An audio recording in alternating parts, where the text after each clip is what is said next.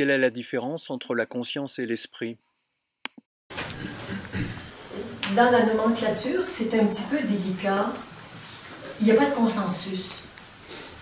Dans le domaine de la psychologie et de la spiritualité, il n'y a pas de consensus, donc chacun y met un petit peu ce qu'il veut. Je l'utilise, moi, souvent comme synonyme.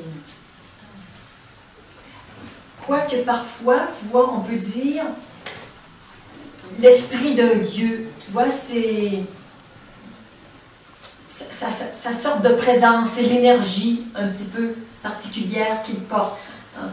Ou tu dis un mot, mais c'est dans quel esprit, dans quelle optique tu le dis, tu vois, ça c'est plus dans le contenu.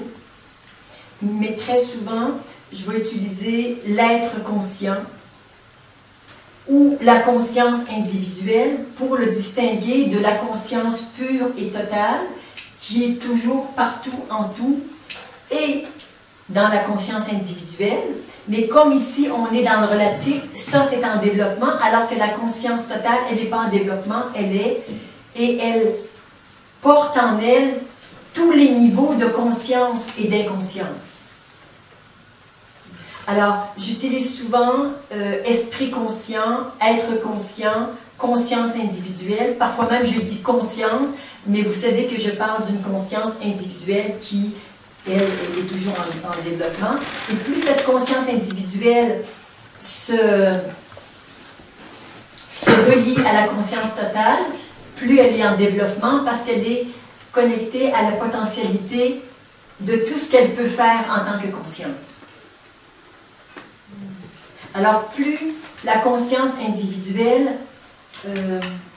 elle peut prendre le chemin de plus de limitations, se rigidifier, se contracter, tu vois, et pour toutes sortes de raisons, tu vois bien la conscience, qu'est-ce qu'elle fait, il m'en reste plus beaucoup, ça a l'air d'un petit caillou.